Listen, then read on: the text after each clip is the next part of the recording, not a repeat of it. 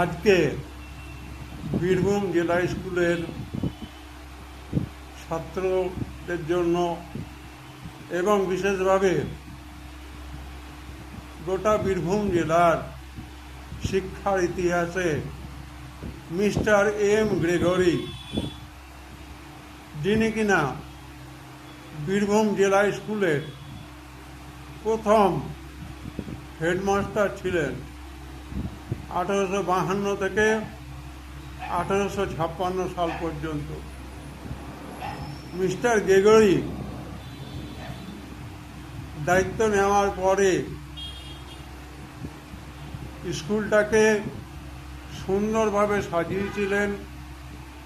ছাত্র সংখ্যা প্রথম দিকে 132 ছিল, সেই ছাত্র সংখ্যাকে 1835-এ নিয়ে এসেছিলেন। প্রথম দিকে ছিল শিক্ষক 4 জন। তিনি নিজে ব্যক্তিগতভাবে বিভিন্ন অঞ্চলের পণ্ডিত শিক্ষকদেরকে মনোনয়ন করে বীরভূম জেলা স্কুলে নিয়ে এসেছিলেন।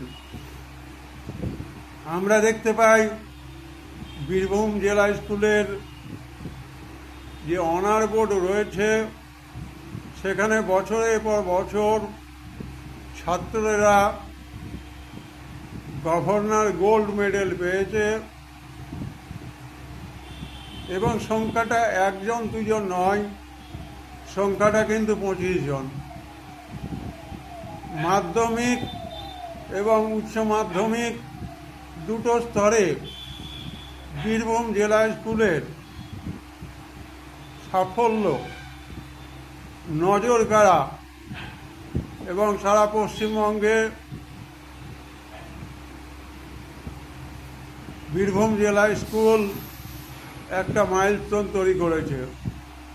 এই বিদ্যালয়ের প্রধান শিক্ষক একজন যোগ্য প্রশাসক, ইংরেজি সাহিত্যের লোক এবং WBES শিক্ষারত্ন, এবং একই সঙ্গে আমি বিদ্যালয়ে যোগ দিয়েছি, আমি নিজেও একজন শিক্ষারত্ন।